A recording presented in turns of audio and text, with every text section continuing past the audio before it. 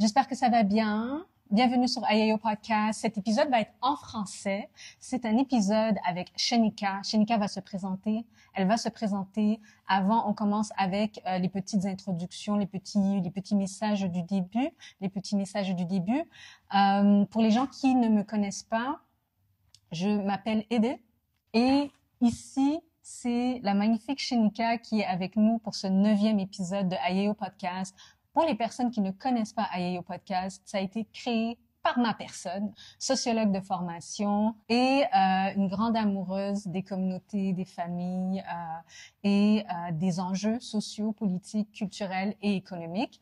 Pour cet épisode en français, le prochain épisode, le 10e épisode, va être en anglais. Pour ce 9e épisode, on va fonctionner en français. Le podcast est multilingue. Aucune discrimination linguistique, n'est-ce pas, Shenika? Aucune discrimination. Okay. Aucune discrimination linguistique. Et aujourd'hui, je vais vous dire pourquoi c'était important pour moi d'avoir Shenika avec moi aujourd'hui. Déjà, commençons par les présentations. On va commencer par les présentations et on va expliquer pourquoi aujourd'hui c'est important de parler de la transition primaire-secondaire, parce que c'est de ça qu'on va parler. Après, on parlera de pourquoi c'est important sociologiquement, culturellement, socialement, psychologiquement, voilà. Oui, la transition primaire-secondaire est très demandante. C'est quelque chose qu'on sous-estime, surtout en tant qu'adulte. Les adultes sous-estiment souvent ce que ça veut dire d'être une jeune personne puis de traverser des transitions de vie importante. Et la transition du primaire au secondaire, c'est quelque chose qui est très sensible, très étudié. Moi, j'ai travaillé dans, je pense, la plus grosse commission scolaire anglophone de Montréal, du Québec, et je la nommerai pas, mais j'ai travaillé en prévention et tout, et la transition primaire-secondaire, vraiment, c'est une transition sensible. Aujourd'hui, on a l'honneur et le privilège d'avoir avec nous Shenika, notre magnifique Shenika. Certaines personnes vraiment la connaissent déjà parce qu'elle a participé à Conversation Noire durant le mois de l'histoire des Noirs en 2023. Et voilà, elle a parlé devant un très grand public, sans timidité, vraiment, à l'âge de 14 ans. Aujourd'hui, bon, c'est fini, c'est les grandes personnes de 15 ans. Donc, Shenika, présente-toi. Alors, bonjour, moi je m'appelle Shenika, j'ai 15 ans et en ce moment je suis en secondaire 3. J'ai un frère, une sœur et mes 2 parents. Un frère, une sœur, tes 2 parents. Ouais. T'as 15 ans, t'es la plus âgée? Je suis la plus vieille. Oui. Je suis la plus âgée. Oui, ça c'est important à dire. C'est une position quand même très stratégique. Oui. Être la première. On va pouvoir en parler un petit peu. Oui, être la première dans sa famille. Donc, une grande sœur d'une petite sœur de 12 ans et d'un petit frère de 4 ans. 4 ans, oui. OK. On va revenir sur ça. Donc, Shenika, comment est-ce qu'on s'est rencontrés, toi et moi? Moi et Edil, on s'est rencontrés quand j'avais 8 ans à peu près. Elle était ma tutrice dans ce temps-là. Comment elle est devenue ma tutrice, c'est que auparavant, elle a connu ma mère et ils ont grandi ensemble un peu, ils ont parcouru le secondaire ensemble. Puis d'ici là, ils ont pris contact. Puis c'est ça. Mm-hmm. La maman de Shenika et moi, on a grandi dans le même quartier, un quartier qui s'appelle le quartier de la Petite Bourgogne. Avec vraiment, il y avait une diversité de gens dans ce quartier. C'était vraiment délicieux, c'était vraiment magnifique. Et la maman... Oui, c'était magnifique. C'était magnifique. Moi, la Petite Bourgogne, c'était un souvenir très positif. Très positif. Ma mère m'a dit des trucs. Oui, c'est vrai, mais comme dans tous les quartiers, il y avait des choses qui se passaient. Oui, c'est sûr. En effet, il y avait des choses. Mais au final, moi j'ai un souvenir positif. Okay. Surtout parce que j'ai rencontré ta mère là-bas. Puis il y a beaucoup de gens avec qui je suis en contact aujourd'hui qui ont des enfants, qui sont très grands, comme toi. Et c'est comme un esprit de communauté dans ce quartier qui a fait en sorte qu'on est resté en contact à travers plus que 20 ans. Et donc, dans ce quartier, il y avait vraiment un lien entre les gens qui était très fort.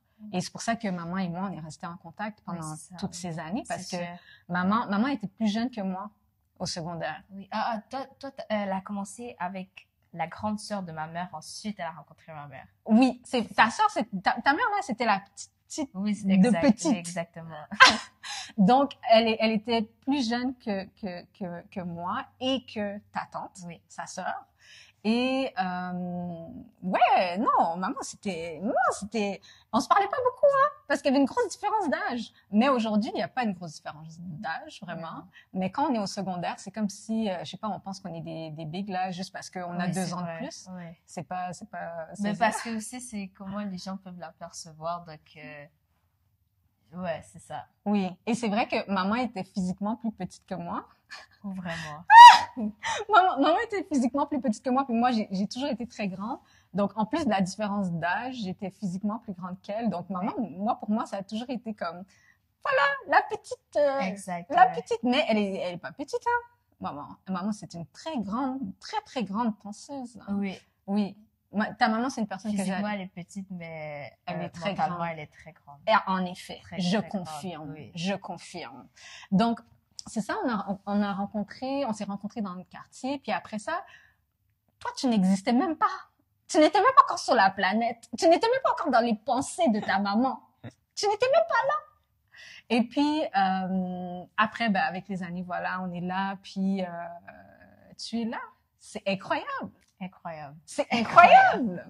Donc, ça, c'est comment on s'est rencontrés. C'est vraiment à travers le travail de tutorat avec les années, avec tous les étudiants avec qui j'ai travaillé avec les années. Puis, on faisait du travail 1 à 1. Oui. Tu venais me rejoindre à la bibliothèque la fin de semaine. C'était assez privé entre nous. Ouais, du one-on-one. Puis, on a beaucoup travaillé parce que, je veux dire, t'allais à l'école, ça se passait bien. Oui. Puis, papa, maman, ils voulaient vraiment que tu sois accompagné, que tu te sentes vraiment bien soutenu dans ce que tu fais. Donc, ils m'ont appelée parce qu'ils savaient que je faisais du tutorat. Et, en gros, on a travaillé ensemble. Puis, j'ai pu apprendre à te connaître. Puis surtout, apprendre à connaître comment tu travailles. Et moi, j'ai une question pour toi. Ça a été quoi, en fait, pour toi, en fait, l'école? C'est quoi ta relation avec l'école? Est-ce que quand toi, tu penses à l'école, tu te dis, je préfère ne pas y penser? Ou est-ce que, comme, quand tu penses à l'école, toi, tu penses à quoi? Au moment présent, quand je pense à l'école, c'est juste une phase que je dois surmonter. Puis je me dis que je vais y passer parce que c'est énormément important, malgré que j'aime pas le dire que c'est important, mais c'est quelque chose qui va rester toute ta vie. Donc, ça, mettons, tu finis pas, ça va rester toute ta vie. Et si tu le finis, ça va aussi rester toute ta vie. Donc, c'est très primordial. Puis, c'est ça, l'école, c'est fait pour faire des expériences, surtout au niveau de échouer, puis de se raméliorer. Puis juste aussi de se mettre dans une zone d'inconfort. C'est ça, l'école. Moi, je trouve que c'est vraiment une zone d'inconfort parce que ça pousse vraiment aux humains, donc comme nous, les jeunes, de nous surpasser, puis de voir que on a le droit de juste d'échouer, de tomber pour se relever après. Oui, c'est vrai que l'école, c'est une grosse partie de notre vie quand on a entre l'âge de 0 et 18 ans. Ce serait vraiment cool que l'école, ce soit pas autant de pression. Ce serait cool. Oui.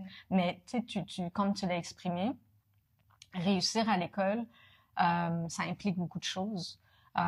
Puis c'est OK d'échouer. C'est OK d'avoir une année difficile. Moi, je sais que, par exemple, quand j'étais au primaire, j'ai eu 2 années difficiles. Quand j'étais au secondaire, j'ai eu 2-3 années difficiles. Le secondaire, c'était pas facile, hein. Puis moi, ma mère est prof. Donc, j'avais quelques facilités avec l'école parce que quand je rentrais à la maison, ma mère est prof de français.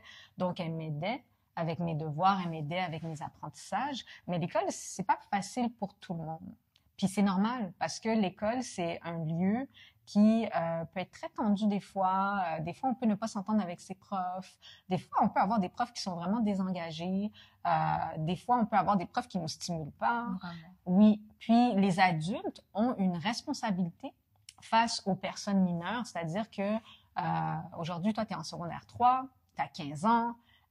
Si moi, j'étais ta professeure, par exemple, moi, je suis responsable de cet espace sécuritaire que je crée pour toi, pour que tu puisses apprendre dans la paix. Les adultes sont vraiment responsables de cet espace-là. Oui. Pour vous, les plus jeunes. Et donc, moi, ce que je remarque beaucoup, c'est que des fois, on met la responsabilité sur des jeunes personnes de se comporter d'une certaine façon, de comprendre vite, de faire ci, de faire ça. Oui, c'est sûr. Parce que c'est pas tout le monde qui a le même niveau et c'est sûr que l'école, surtout qu'il n'y a pas assez de professeurs privés qui peut aller vraiment voir qu'est-ce que l'élève a de la difficulté vraiment. C'est plus, tu passes ou tu échoues, puis c'est ça qui est un peu dommage avec l'école.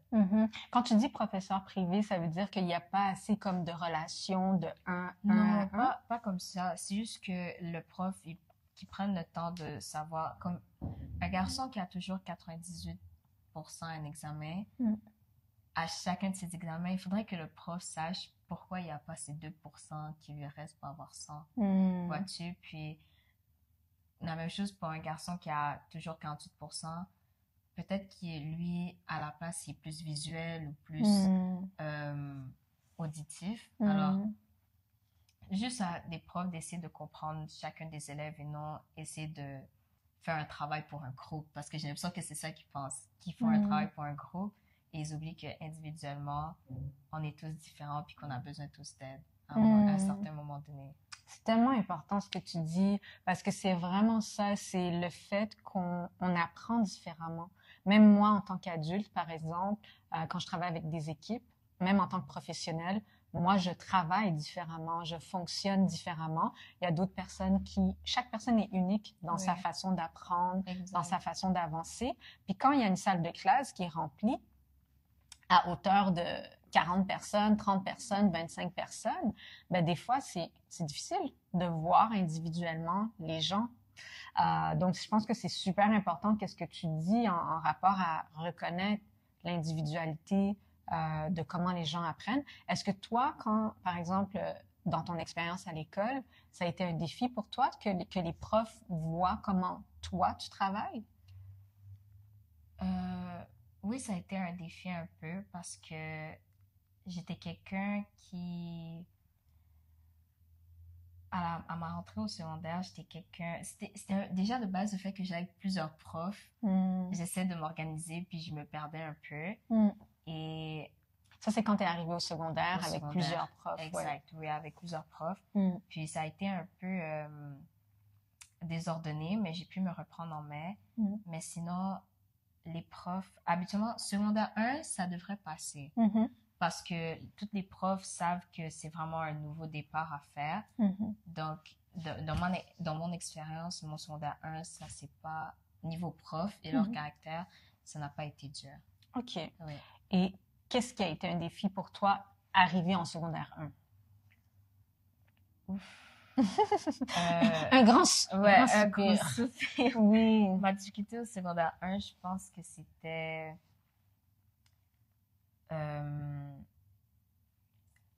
la peur de l'opinion des autres. Je pense que c'est ça, parce que t'as pas envie d'avoir l'air comme quelqu'un qui sait rien arriver en classe, donc tu veux lever le moins souvent ta main. Quand tu es à la cafétéria, t'as pas envie d'être seule. Des fois, moi, je suis une personne il y a des jours que j'aime bien être seule et il y a des jours que j'aime bien être regroupée. Mais les jours où j'aimerais être seule, je me disais même, ça devenait un peu inconfortable parce que je me mettais dans la peau que genre, si en même temps je vois une personne toute seule, je croirais que comme elle a personne à ses côtés, vois-tu. Puis, pourtant, je suis pas une personne comme ça. Si je vois une personne seule, j'aimerais m'assurer qu'elle soit bien. Et c'est ça. C'est vraiment l'opinion des autres qui a été difficile pour moi en secondaire. OK. Puis, est-ce que cette opinion des autres, est-ce que tu es en train de dire que ça t'a un peu poussé à rester dans ton coin?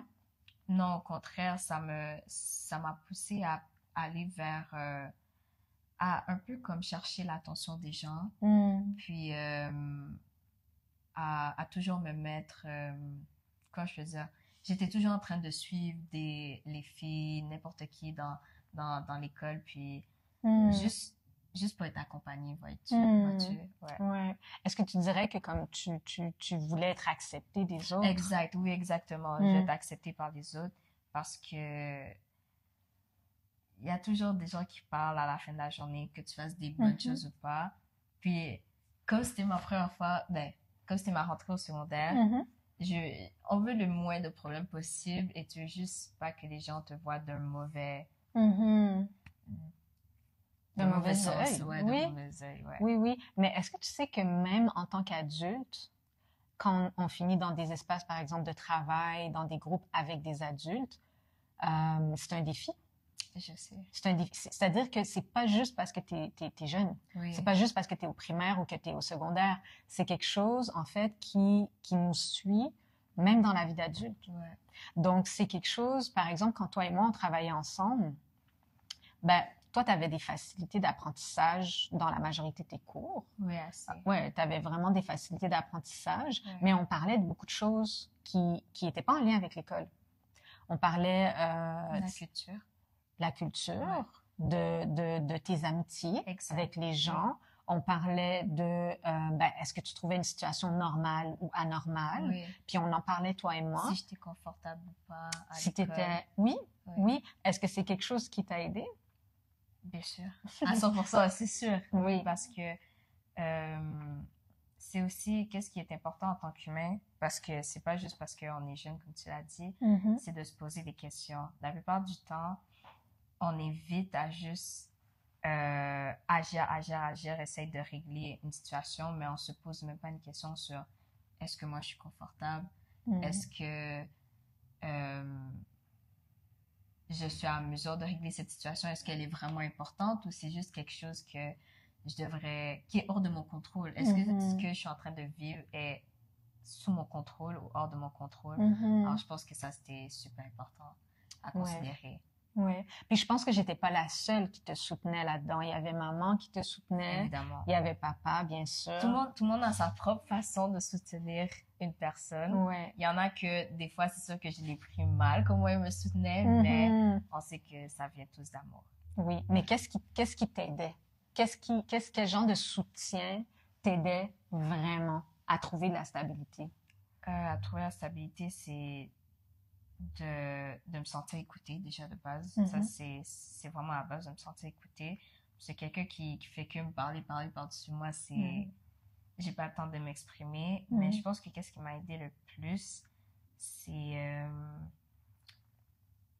de vraiment de parler avec moi-même. Parce que c'est sûr que des personnes comme vous m'avez aidé, mais j'avais commencé à juste écrire mes journées le matin et à dire comment elle va se dérouler. Puis après ça s'est transformé avant que je dorme et à savoir comme quel sentiment je me ressentais. Puis avec ça, je pouvais vraiment me retrouver qui j'étais, puis vraiment structurer la personne que je voulais être. Parce que, évidemment, l'œil des gens, ça peut compter pour beaucoup, mais quand tu trouves tes valeurs, des fois, tu peux voir que ça se contredit. Alors, tes valeurs et la valeur des gens ne vont pas toujours être dans le même clan. Puis ça, il faut l'apprendre vite, en fait.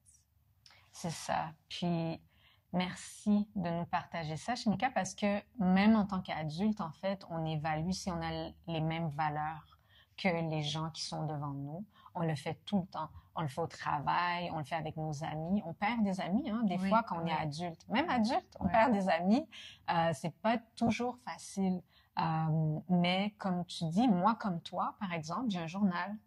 Puis j'écris dans mon journal. Okay. Surtout si j'ai des émotions qui sont un peu compliquées, je suis comme, il faut que j'aille écrire dans mon journal pour essayer de comprendre. Juste moi, ce que je faisais quand mes sentiments étaient un peu j'écrivais puis je déchirais. Pourquoi tu déchirais? Je le déchirais parce qu'il faut le déchirer. Tu déchirais? Oui, je le déchirais. Et ça te faisait du bien? Ça me faisait du bien. Incroyable. Écoute, si le résultat est là, tant mieux. Moi, je voulais garder, pour moi en tout cas, je voulais garder mes écrits parce que 6 mois plus tard, j'aime ça retourner puis voir je suis comme, j'étais tellement fâchée. Comment j'étais fâchée comme ça? Ouais. Mais, tu sais, je le garde quand même. Mais des fois, c'est thérapeutique de déchirer, oui. Oui. C'est thérapeutique. Oui. Mais, tu sais, là, tu dis que toi, ça n'a pas été un gros choc pour toi. Primaire, secondaire. Puis moi, je suis persuadée dans mon cœur et dans mon âme et conscience que, parce que je connais tes parents, Évidemment. puis je sais que tes parents sont extrêmement, très impliqués dans ta vie. Je sais qu'ils t'aiment tellement, Énormément. tellement. Est-ce que Shout tu out. sais que t'es aimée? Shout out. Tu le sais, hein? Oui. Ah, cet enfant-là, elle sait, hein? Donc, elle a vraiment des parents, mais très impliqués, très, très, très, qui s'intéressent à toi, hein, et qui t'écoutent. Bien sûr, les parents sont pas parfaits, ils ont pas besoin d'être parfaits, Oui. mais ils ont juste besoin d'être vraiment présents. Puis, moi, je sais que ça a eu un impact, mais la partie que tu expliques que il y a une responsabilité qui venait aussi de toi, Oui, de faire ce travail d'introspection, Ouais. puis de te poser la question, OK, mais pourquoi je me sens comme ça? Exact. Et qu'est-ce que ça veut dire si je me sens comme ça? Et est-ce que la personne que j'ai devant moi maintenant, elle me respecte? Est-ce qu'elle respecte l'authenticité de ma personne? Est-ce que moi, je suis à l'aise dans la relation que j'ai avec cette personne-là? Est-ce que cette personne-là, elle fait de l'espace pour m'écouter? Exact, ouais. Et ça, même, je te le dis, en tant qu'adulte, c'est un défi.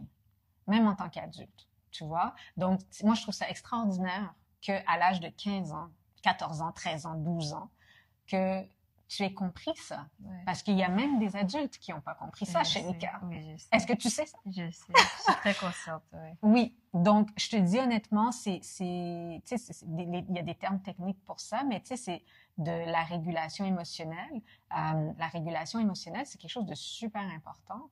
Puis, il faut être consciente soi-même que, OK, là, je me sens peut-être pas bien. Ou là, je me sens super bien avec cette personne-là. Il faut savoir pourquoi, comprendre. Puis se comprendre. Se comprendre.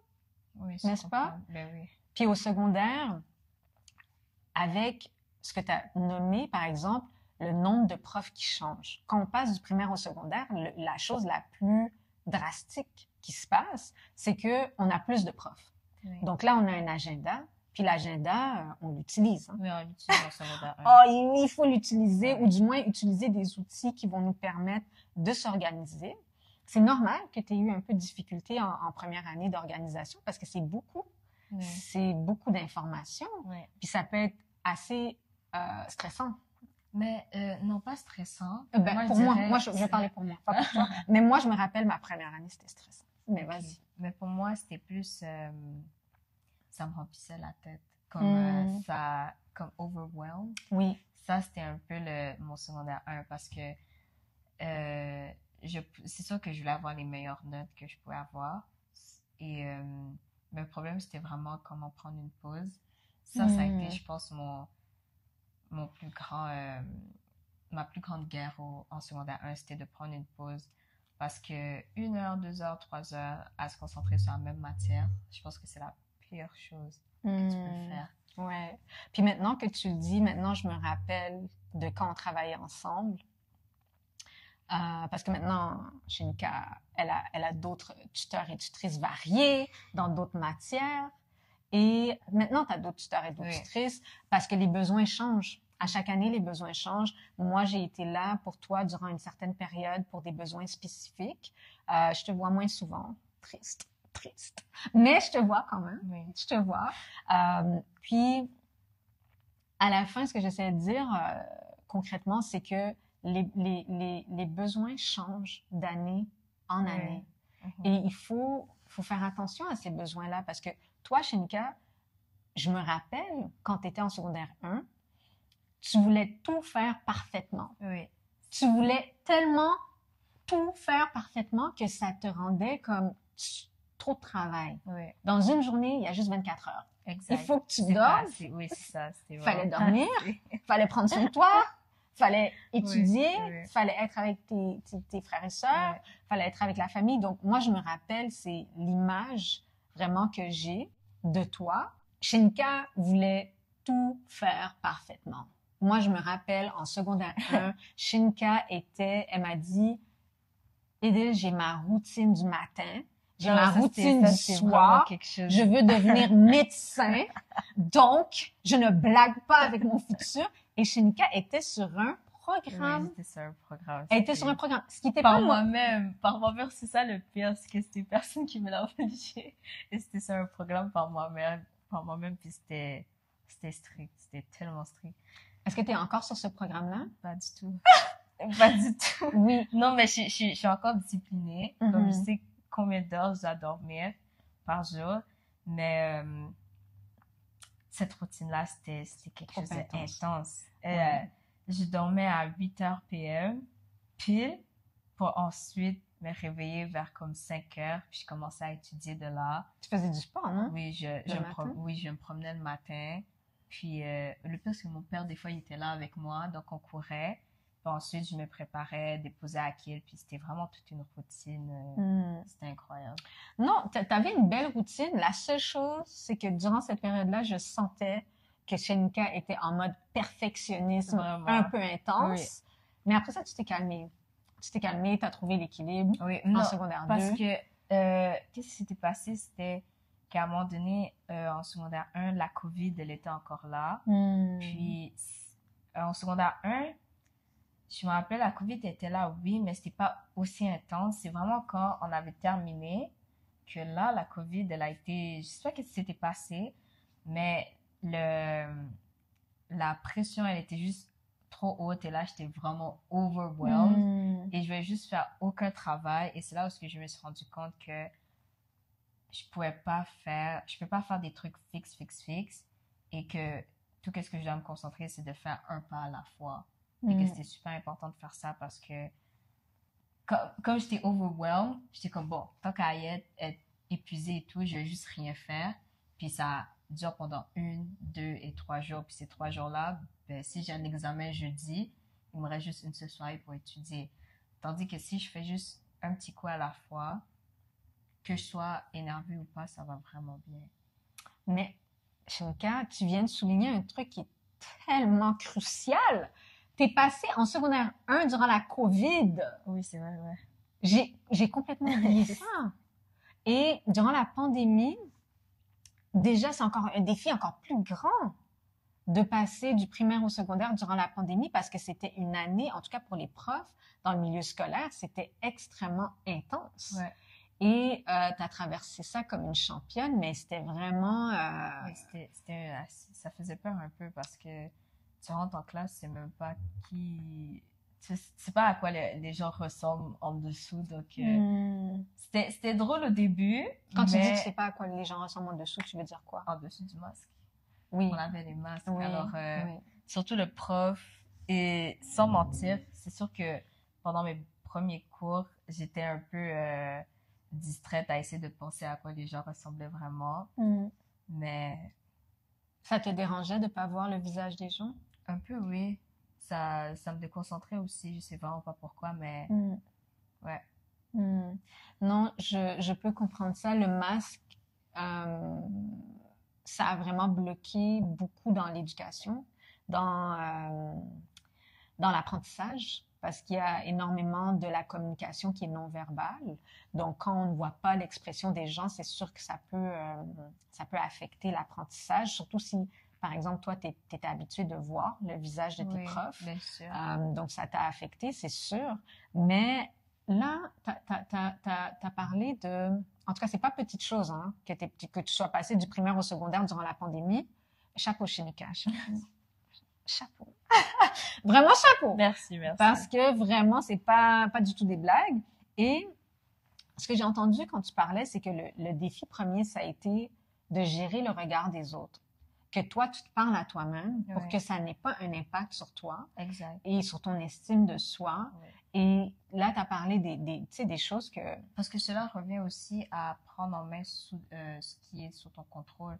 Ce que les gens pensent de toi, c'est pas dans ton contrôle, mais comment tu le reçois, ça, c'est en ton contrôle. Puis, ça, je sais pas d'où j'ai lu ça, mais j'ai lu ça quelque part, puis ça m'a cherché vraiment profondément. Puis c'est la vérité. Ce que les gens pensent de toi, ça les regarde. Ouais. Ce n'est pas de tes affaires. Ce n'est pas de mes affaires. Ça devient de tes affaires si tu leur fais du mal. Si ton comportement ou la façon dont tu es, ça a des conséquences négatives sur les gens, là c'est tes affaires. C'est sûr. Mais si tu vis ta vie, puis que vraiment, il n'y a pas d'impact négatif sur les gens, ben, les gens, ils n'ont pas le droit de te juger. Exact. Ils C'est n'ont pas- vraiment de suivre ton instinct. Oui, Ouais. oui, ton instinct, mais aussi de bien t'entourer. Je pense que quand tu arrives au secondaire, en tout cas pour moi, je me rappelle, le défi, ça a été, OK, il y a du nouveau monde autour de moi, Ouais. des nouvelles personnes. Tous mes amis du primaire sont pas forcément venus avec moi Oui, c'est sûr. au secondaire. Ouais. Donc là, c'était une population énorme de gens. Puis, malheureusement, la compétition en salle de classe, comme tout le monde qui compare ses notes, c'est qui le meilleur de la classe, Oui, blablabla, tout ça, ça a un impact sur comment tu peux te faire des amis, comment les gens ils te perçoivent. Puis, c'était pas facile, hein? C'était vraiment... facile. Mais à chaque année, pour chaque génération, hein, c'est pas une transition facile. Mais ce que je peux voir, c'est que de un, tes parents ont compris que tu aurais besoin de soutien plus que juste eux Oui, en tant que c'est ça. parents. Oui. Moi, c'est ça que j'ai beaucoup aimé de ce que maman et papa ont fait avec toi, c'est qu'ils ont compris leurs propres limites Oui. en tant que parents. Ils comprenaient, ils se sont dit, bon, nous, on travaille, on est là pour eux, on les aime, nos enfants, mais on a besoin de soutien. Oui. Et il faut pas oublier que c'était aussi l'année où ce que mon frère était né. Mm-hmm. Donc, nouveau bébé. oui, ils savaient que ils avaient un peu peur. Puis c'est comme c'est le dernier, puis on est assez vieilles, moi et ma petite sœur. Tellement Ils avaient- vieille, Non, 15 mais ans, c'est attends. vraiment très, très vieille. Il y a une grande âge de différence, c'est ça que je veux dire. Mais C'est-à-dire, reprenons, toi, tu as 15 ans, il y a 11 ans de différence entre toi et ton moi petit et frère. Akil, oui. Oui. Ouais. Et mon petit frère. Quand ton petit frère est né, toi, tu avais 11 ans, puis tu passais au secondaire. Oui, exact. Ouais. Oui. Wow! Ouais. Pandémie, nouveau petit frère. Ouais. Qui était né dans la pandémie. Qui est né pendant la Ouais, pandémie. ouais. Une famille de soldats. Mhm. Vous êtes une famille de Vraiment. soldats. Alors, pendant ces temps-là, ils étaient très à mon écoute et pour la première fois, je pense, je les ai jamais vraiment entendus. Ils m'ont pas fait de morale. C'était vraiment de l'écoute et de l'écoute, puis ils ont juste fait ce que eux ils entendaient par ma version des choses, parce que je m'en souviens, ils m'ont juste posé la question comme comment tu vois le secondaire. Puis je les ai répondu pour dire que comment je me sentais. J'avais peur parce que je suis l'une des plus grandes. J'ai des grands cousins et tout, c'est sûr, mais ils m'ont tous dit des histoires bizarres, c'est sûr que. Sur le secondaire. Exact. Et c'est sûr que comme on est de la famille, ils essaient de me faire peur la plupart du temps. Ils essaient de te faire peur. Oui. Ils n'ont pas essayé de te rassurer. Non. Non, mais je pense que oui, c'est ça. Ils ont su leurs limites, puis ils savaient qu'ils allaient être débordés. Alors, c'est pour ça qu'ils ont choisi toi pour être ma tutrice. Puis moi, j'étais honorée d'être ta tutrice, honorée d'être là pour tenir ton cœur et tenir toute ton intelligence pour que tu puisses briller comme la Shenika qu'on connaît. Merci. N'est-ce pas? On est tellement fiers de toi. Oui. On est tellement, tellement fiers de toi. Oui. Et n'oublions pas que Shenika, arrivée au secondaire, a commencé à très intensément jouer au basket. Et donc, en secondaire 2. En secondaire 2, là, j'ai commencé à pas trouver Shenika. Shenika, où es-tu? Que fais-tu? Ah, j'ai un tournoi de basket, je peux pas. Mais j'étais vraiment contente de voir que t'étais devenue encore plus active au secondaire avec le sport. Est-ce que tu dirais que le sport, le basket, ça a permis que tu puisses te faire des amis plus facilement, que tu puisses... Beaucoup, parce que surtout que je faisais l'équipe de l'école et civile, ce que ça me faisait, c'est que, par exemple, comme je faisais l'équipe de l'école et l'équipe de la ville. Exact. Puis, quand tu fais un match, et je suis quelqu'un de très gentil et sociable, donc après chaque match, évidemment, tu dois féliciter l'autre équipe par la salutation, mais cela a fait que les gens reconnaissent les bonnes qualités, puis évidemment quand on perd, si l'autre équipe perd, puis ils voient que l'équipe qui a gagné les encourage quand même, puis leur disent que oh, vous avez bien joué, ça fait toute une différence de comment ils voient leur défaite. Alors moi je trouve que ça m'a vraiment aidé pour mes amis et mon social parce que non seulement j'avais pas le temps d'essayer de plaire aux gens, vois-tu, c'est comme soit tu prends mon compliment, soit tu ne le prends pas, puis faut passer après parce que les études et le basket, c'était pas facile. C'était pas facile au début. Pourquoi c'était pas facile? La balance. La balance parce que, évidemment, j'aime beaucoup mieux m'entraîner au basket que d'étudier. Puis, ah bon? Oui. Et surtout l'été parce que les terrains sont déneigés, puis il n'y a plus de neige, puis on peut toujours jouer dehors. Et c'est rempli, c'est ça le truc. Alors, c'est là d'où vient ma sociabilité parce que tu rencontres toujours de nouvelles personnes à chaque jour, puis c'est contre différentes équipes, et comme c'est civil, c'est très, comment je peux dire ça, distancé. Distancé dans le sens où tu connais pas les gens. Exact. Ok. Ouais. Quand tu joues pour l'école, c'est des gens que tu connais un petit peu plus. Mais est-ce que tu dirais que de pratiquer du sport puis d'être vraiment très actif dans le sport, c'est quelque chose qui t'a aidé à mieux étudier?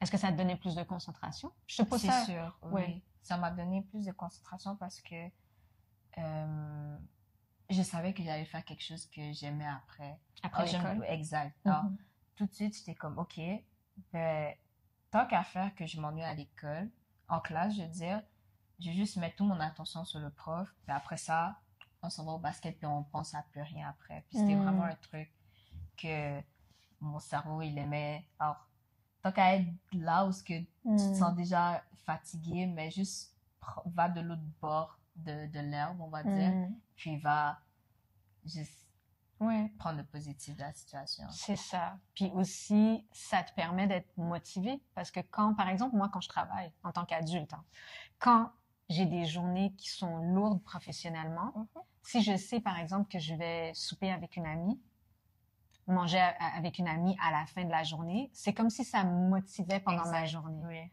C'est ça que ça faisait, le basket? Exact. Ça aide. Ça aide à traverser les journées qui sont... C'est comme quand c'est ton anniversaire. Comme soudainement, comme si ton anniversaire, tu peux te réveiller à 3h du matin.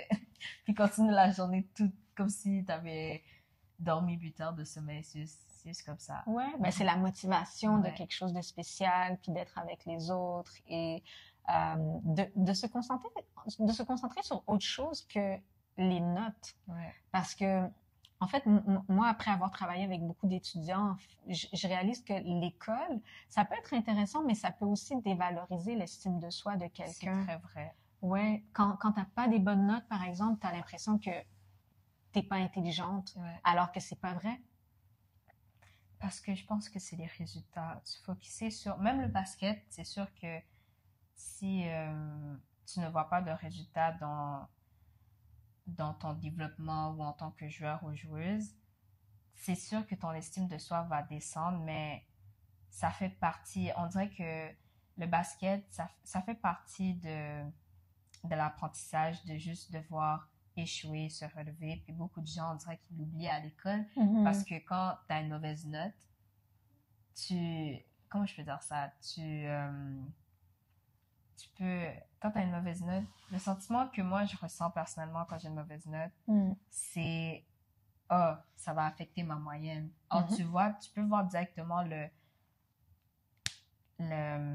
l'inconvénient dedans, puis je pense que c'est de là où vient la pression parce que tu sais que tu ne peux pas, t'as l'impression que tu ne peux pas te rattraper, ce qui est totalement faux. C'est ça. Puis, ça.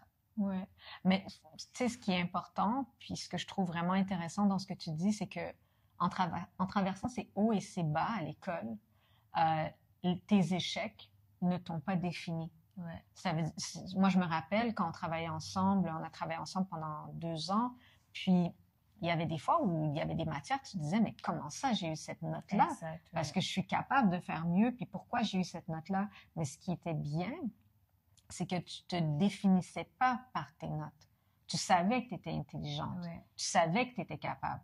Tu savais que c'était un examen qui s'était pas bien passé. Oui. Tu savais que, peut-être que j'ai juste pas assez. Tu dis, j'ai pas bien géré mon temps. Mais si je l'avais bien fait, j'aurais eu la note que je voulais.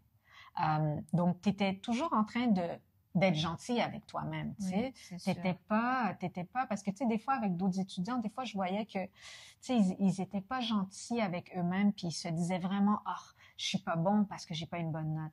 Puis, dans ton accompagnement, moi, ce que j'ai pu remarquer avec toi, c'est que tu étais capable d'échouer, puis de te relever, puis de te dire, non, tu sais, maman, j'ai besoin de ça, papa, j'ai besoin de ça, puis moi, tu m'exprimais tes besoins aussi, et on trouvait des solutions pour ça. Et tu exprimais surtout qu'est-ce que tu avais besoin pour pouvoir exceller. Puis je pense que ça, c'était le plus grand. Je pense que je pense que c'était le pas mondial de primaire et secondaire parce que c'était de m'exprimer. De m'exprimer, ça, c'était le plus gros pas. Parce qu'évidemment, il y a la COVID et tu te mets sous les règles de l'école. Là, t'as des profs t'as plusieurs profs. Alors, tu veux juste comme écouter les consignes pour avoir le moins de problèmes. Mais à un moment donné, j'étais rendue à une ligne où je devais vraiment m'exprimer parce que je voyais que ça faisait vraiment un état profond en moi. Puis c'était vraiment m'exprimer. Tu te sentais pas bien. Exact. Puis je me sentais pas entendue. À l'école. Exact. Ouais. Oui. Il y a beaucoup d'étudiants et de personnes qui vont à l'école qui se sentent pas entendues à l'école. T'es pas la seule qui se sent pas entendue à l'école parce que malheureusement, puis ça c'est quelque chose que je peux te dire en tant que sociologue là, c'est l'école fonctionne encore avec un système de règles. C'est-à-dire tu suis les règles ou bien sinon punition. Et ça fait en sorte que ça rend tout le monde nerveux. C'est pas un environnement propice qui encourage l'apprentissage. Si tu sais qu'il va y avoir une sanction négative, c'est quand même c'est très stressant. Et si tu sais que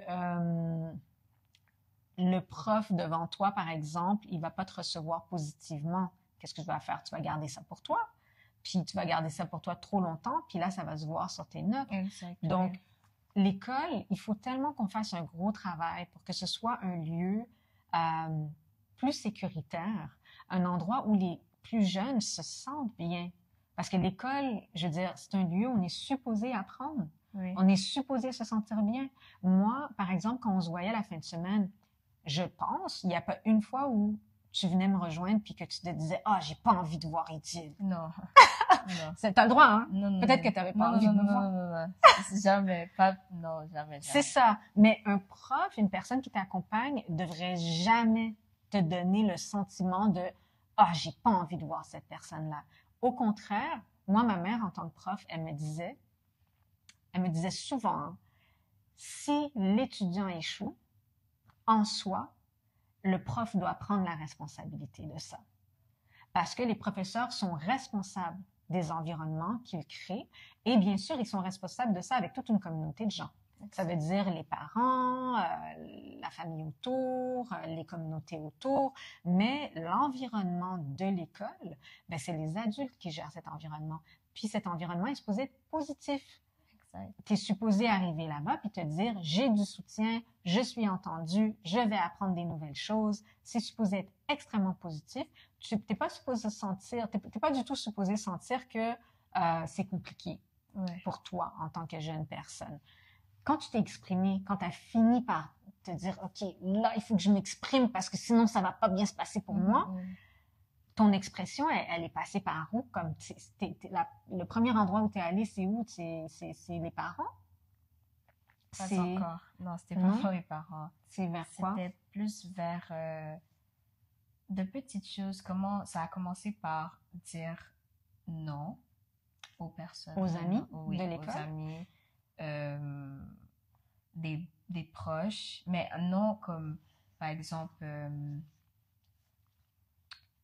il y a toujours, comment je peux dire ça? Par exemple, si t'es pas, on va dire, tu connais pas une personne en classe et il te demande comme un crayon, pendant une journée, c'est correct, je le fais, mais quand ça vient à répétition, juste le dire non parce que, vraiment dire qu'est-ce qui me passe par la tête parce que c'est sûr qu'en tant qu'humain, je ressens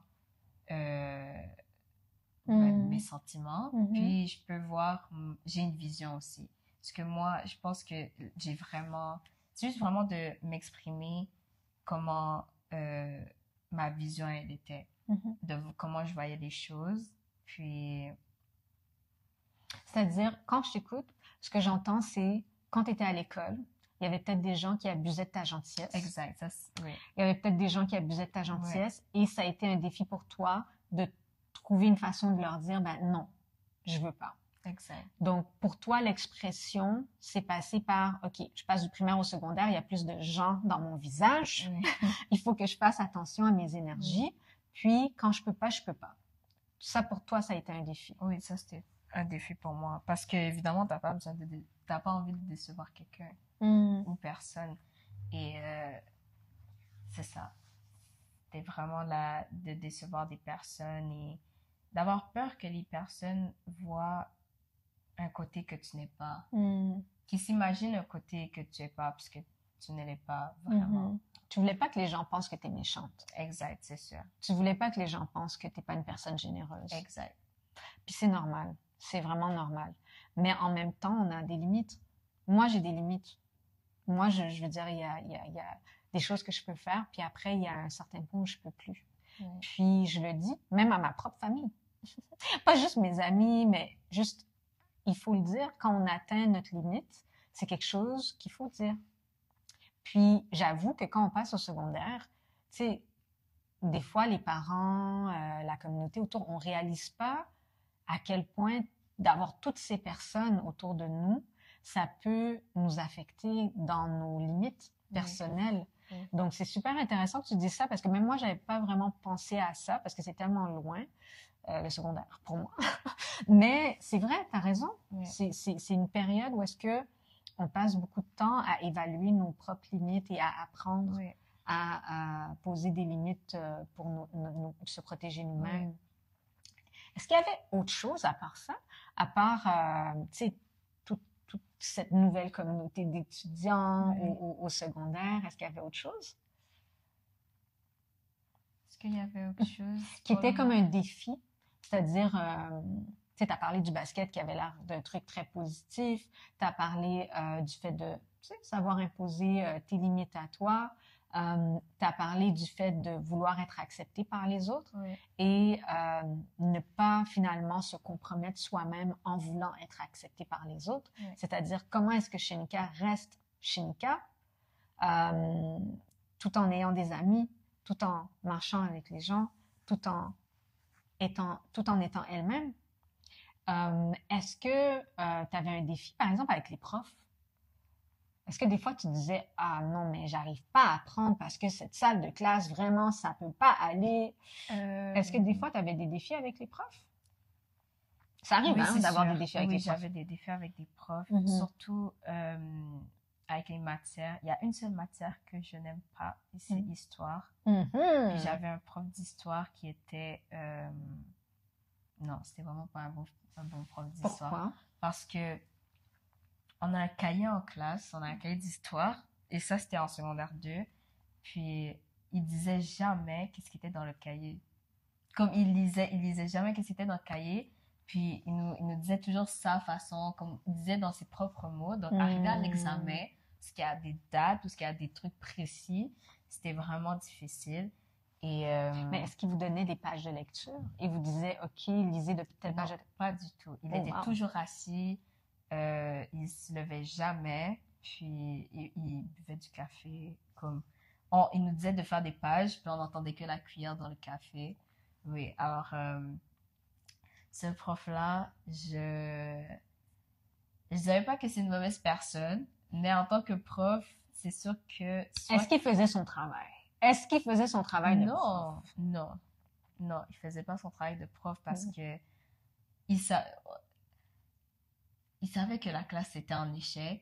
Et habituellement, quand tu as une classe en échec, soit tu dois communiquer avec tes élèves, soit que tu changes quelque chose. Et ça, il ne l'a jamais fait. Ah, ma chère, je pense que tu ferais une bonne prof, toi. Je pense que tu ferais une bonne prof. Non, c'est correct. OK, peut-être pas. Mais en fait, ce que tu nommes, c'est réel. Je veux dire, quand la moitié de ta classe est en situation d'échec, Ouais. ben, il faudrait que tu te poses des questions sur la Ah. qualité de ton enseignement. Oui, Il faut que tu te poses des questions sur est-ce que j'enseigne bien exact. pour que les Parce gens que comprennent? c'est pas comme si qu'il laissait les élèves dormir. Genre, il laissait les personnes comme Éveillé. éveillées, puis... Mais il n'enseignait pas. Il voulait que vous restiez réveillés, mais il n'enseignait pas. Exactement. Alors, Mm. c'est sur cela. Puis il était assez... il était toujours assis. Donc, il faisait pas grand-chose. Il avait toujours son ordi devant lui, puis on n'apprenait pas grand-chose. Puis qu'est-ce que... quand moi, j'ai pu passer histoire, c'est que c'est en faisant des récupérations, mais je suis allée voir d'autres profs d'histoire auxquels j'ai pu... auxquelles elles ont pu m'aider beaucoup plus en secondaire 2 pour réussir l'histoire parce que non, ce prof d'histoire-là, C'était catastrophique. C'était catastrophique. Puis en plus, pour les gens qui n'ont pas le contexte du Québec, le cours d'histoire est un cours obligatoire à passer. Oui. Il faut avoir la note de passage en histoire pour pouvoir avancer dans son cheminement académique. Donc, c'est une matière qui est super importante en plus. Et enseigner, il y a beaucoup de gens qui se plaignent en rapport au cours d'histoire au Québec parce que c'est enseigné avec un cursus et de l'information très spécifique. Et des fois, il y a des morceaux d'histoire qui manquent. Oui, il y a des morceaux d'histoire qui manquent, n'est-ce pas?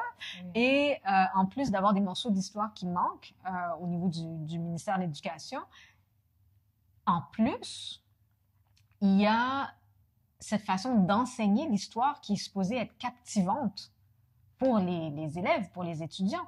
Et moi, je me rappelle le cours d'histoire quand j'étais au secondaire, mais c'était le cours où est-ce que il fallait presque s'acheter des pincettes pour garder les yeux ouverts. Oui, c'était vraiment ennuyant. Oui. C'était ennuyant.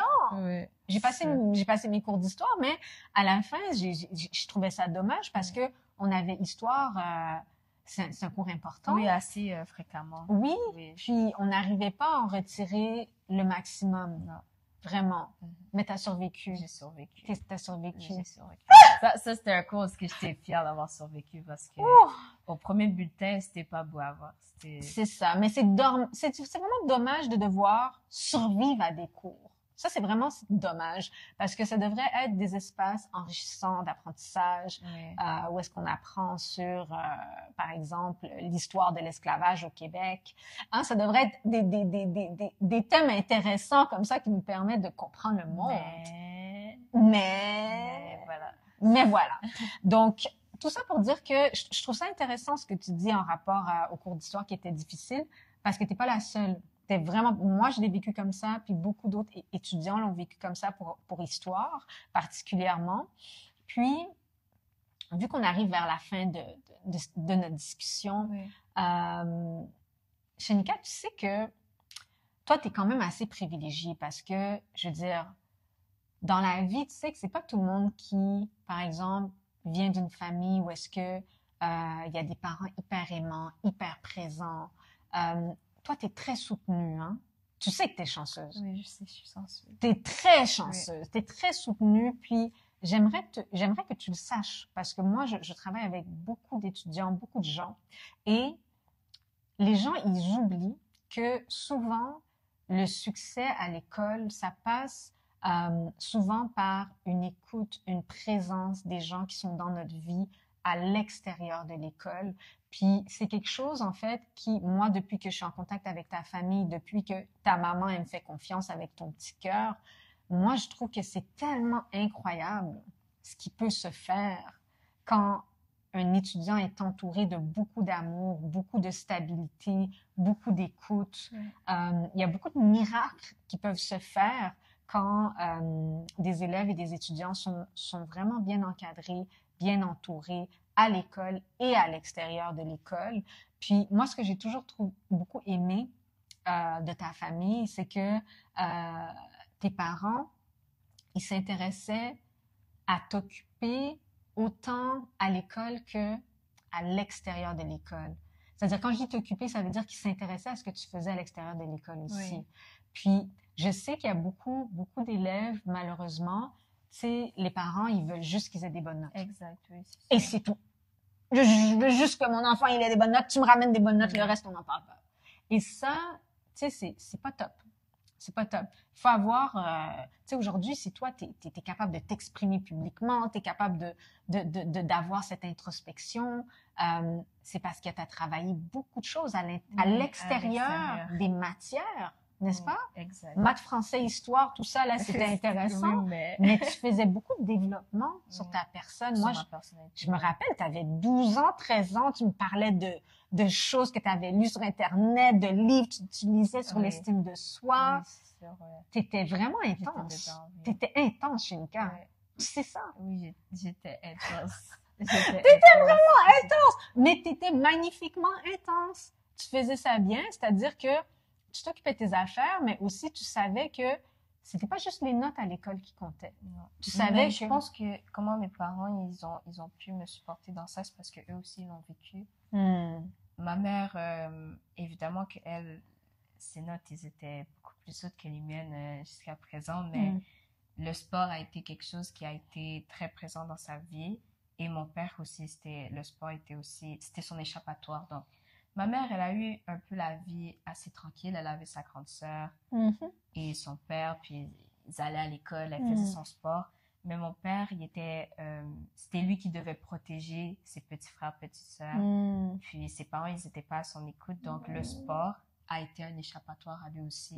Alors, je pense que c'est pour ça que il me laisse mon côté extérieur, malgré qu'ils ont une petite peur que peut-être quelque chose pourrait m'arriver. Oui. Puis, c'est quoi? Moi, je pense que c'est une bonne chose, par exemple, que papa, il a été capable de transformer quelque chose que lui, peut-être, il n'a pas eu, mais il s'est dit, moi, ma fille, elle va l'avoir. Oui. Et il s'est dit, moi, je vais changer cette histoire-là, c'est-à-dire que si moi, je l'ai pas eu, ma fille va l'avoir. Et c'est ce que je trouve vraiment magnifique. C'est-à-dire que même si on n'a pas reçu quelque chose, ça veut pas dire qu'on veut pas le donner. Et c'est un grand geste d'amour, hein, de donner quelque chose que nous-mêmes, on n'a pas reçu. Donc, pour moi, ça a toujours été un honneur puis un plaisir de travailler avec toi puis de voir comment papa puis maman puis ta tante aussi. Oui, c'est sûr. Comment ils sont autour de toi, tout ça, c'est du bonbon à voir. C'est plaisir à voir, vraiment. Mais je tenais à te dire que ça, c'est un avantage que c'est pas tout le monde qui a ça. Et des fois, quand on n'a pas ça, ça peut rendre le cheminement à l'école plus difficile. C'est quelque chose qui peut rendre le cheminement à l'école plus difficile. Donc ça veut dire que il faut aller chercher des ressources à l'extérieur de la famille. Ça veut dire qu'il faut aller à l'extérieur de la famille puis se dire, OK, bon, c'est qui va pouvoir répondre à ce besoin qu'a mon enfant que moi, je peux pas fournir. Et donc, je pense que papa et maman, ils ont été très forts en ce sens. Ils sont allés chercher du soutien à l'extérieur de leur cellule familiale. Ils ont évalué les besoins pour toi. Puis aujourd'hui, tu as 15 ans, puis on te regarde, puis on se dit, mais non, Shamika est en train de devenir une petite adulte. Non, c'est bon, on te laisse grandir. T'as le droit. Mais tout ça pour dire que ça fait, toi, tu le réalises pas parce que t'es dans ton corps. Mais moi, la première fois que je t'ai vu, t'avais 8-9 ans. Non, mais j'arrive pas à croire que comme cette année, je vais avoir 16 ans. Ça, c'est incroyable! J'ai l'impression que hier, j'étais dans l'autobus jaune, quand j'étais au primaire, et je regardais genre les grands qui étaient en arrière, puis j'étais comme, moi, à 16 ans, qu'est-ce que moi j'ai à parler? Puis, ouais, le temps passe beaucoup trop vite. Oui. Le temps passe vite, mais le truc, c'est que tu grandis bien, puis, en tout cas, moi, je suis fière de toi. Je suis tellement fière de toi. Merci. Vraiment. Et finissons sur des recommandations venant de Shinka. Finissons sur des recommandations. Tu nous as parlé de tellement de choses en rapport primaire, secondaire. C'est différent pour chaque personne. Tu nous as parlé de ton expérience, mais autour de toi, tu as probablement vu des gens qui ont eu d'autres défis, tu sais, que toi, tu n'as pas vécu forcément. Si tu pouvais parler, par exemple, à des directions d'école. Tu les regardes là, tu parles à des directions d'école.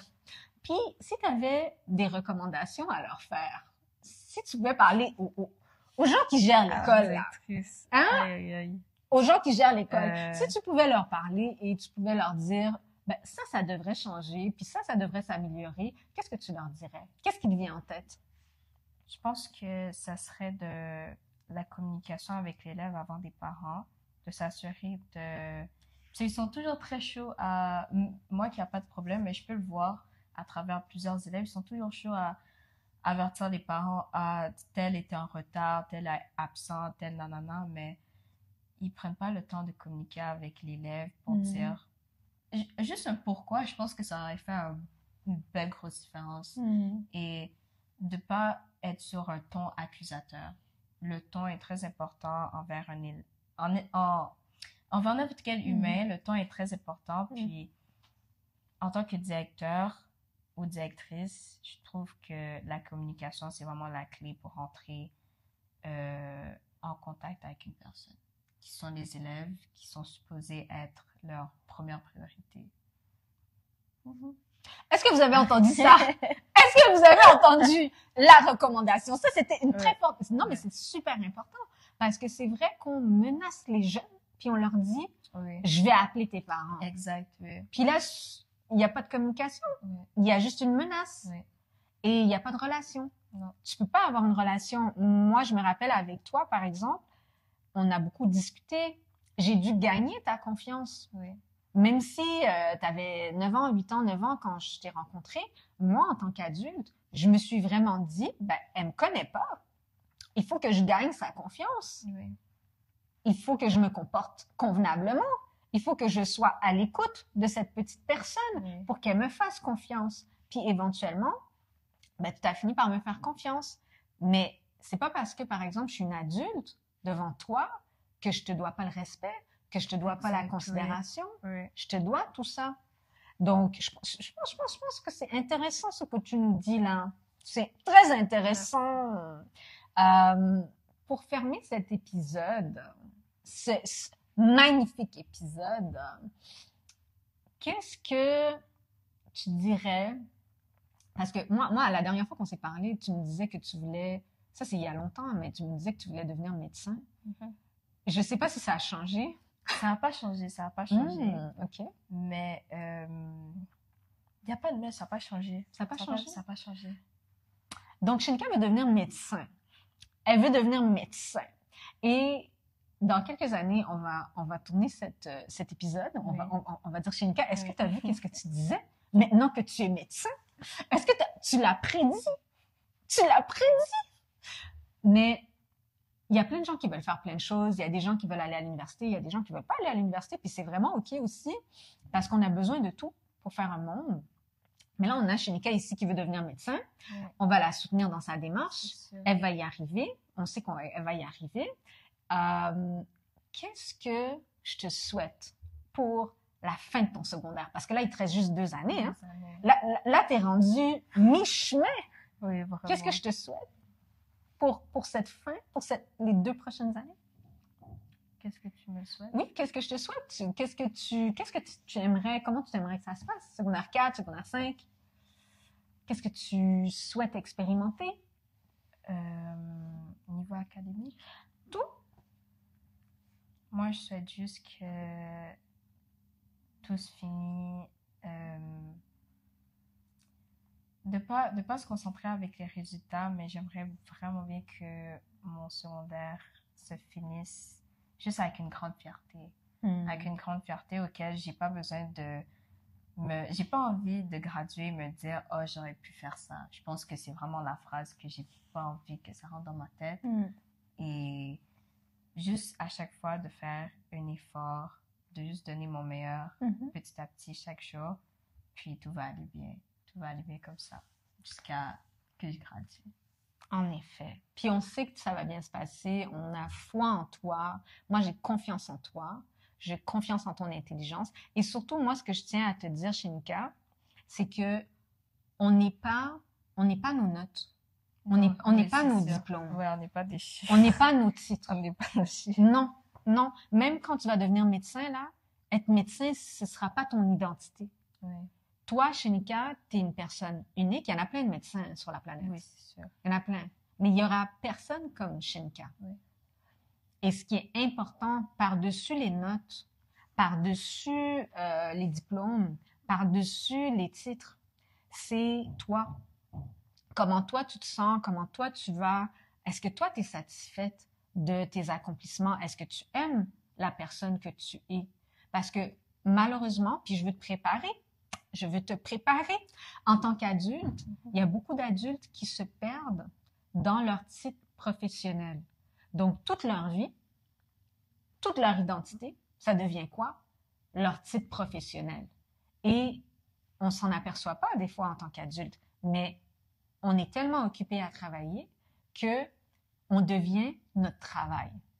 Et toi, aujourd'hui, t'as 15 ans, tu travailles pour devenir médecin, puis il va falloir que tu fasses attention à ça. Parce que là, t'es focus, là, tu veux vraiment que ça se passe, puis là, t'es focus. Mais le défi qui arrive de l'autre côté de la clôture, quand tu vas devenir médecin, c'est que il faut pas que ça te définisse. Oui. Il faut pas que ça devienne Shinka est médecin. Non, Shinka, elle est 40 millions de choses, aussi médecin. Oui. Parce que, je veux juste avertir en avance, moi j'ai vu des collègues à moi, par exemple moi en tant que sociologue, des fois le titre de sociologue, les gens ils sont comme oui, elle est sociologue. Mais pour moi, ça veut rien dire. Oui. Tant et aussi longtemps que par exemple mon travail ne sert pas les gens convenablement. Il faut que mon travail soit utile pour les gens. Oui. Il faut que ce soit accessible. Il faut que ce soit quelque chose qui m'apporte du plaisir. Il faut que ce soit quelque chose que je suis capable de mettre sur le côté puis de me dire, ben moi j'ai une vie. J'ai une vie. Je suis pas juste sociologue. Je suis une femme. Je suis une personne qui aime rire. J'aime faire du sport. J'aime. Tu vois un peu? Oui. Donc moi je te souhaite énormément de succès. Mais de jamais oublier que la personne la plus importante, c'est Shinka. Oui. Même si Shinka n'est pas médecin, moi, j'aime Shinka. Oui, oui, c'est vrai. Puis il faut que tu t'entoures de gens, vraiment, qui sont autour de toi, non pas parce que tu es médecin, mais parce que tu es Shinka. Oui. Ça, il faut pas que tu l'oublies. Oui. Parce que quand tu vas être plus grande, tu vas devenir une adulte, tu vas avoir un autre défi, le même défi que tu as eu quand tu as fait primaire, secondaire. Quand tu vas devenir une professionnelle et que les gens vont beaucoup respecter ton titre, ben, tu vas avoir un autre défi de remarquer c'est qui les gens qui aiment vraiment Shinka. Oui. C'est qui les gens qui sont autour de Shinka juste parce que Shinka est médecin. Puis il va falloir que tu fasses la différence entre les gens qui te voient puis les gens qui ne te voient pas, toi, mais qui voient comme tes diplômes, tes notes, ton titre. Il va falloir que tu fasses attention à ça. Mais j'ai confiance. Shinka, je te remercie. Merci beaucoup. Millions de fois. Oui. J'espère que tu vas revenir sur le podcast. C'est sûr. Elle a dit c'est sûr. On va essayer de réfléchir à un autre sujet parce que je pense que tu as beaucoup à apporter, beaucoup à dire, puis ton intelligence se doit d'être partagée. Puis Ayayo Podcast, c'est pas juste pour les adultes, c'est aussi pour les enfants. Les enfants? Les jeunes.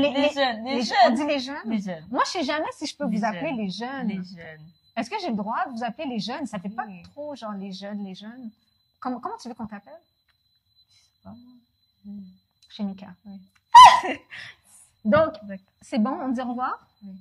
On invite les gens à liker sur Instagram, à partager et tout. Moi, je suis pas la génération réseaux sociaux. Comment on finit ça? On lui souhaite de passer une bonne fin de journée. Une bonne fin de journée, une bonne fin de soirée. Et de revenir à l'autre podcast. Et de revenir à l'autre épisode. On vous dit merci. Bye. Merci. De rien.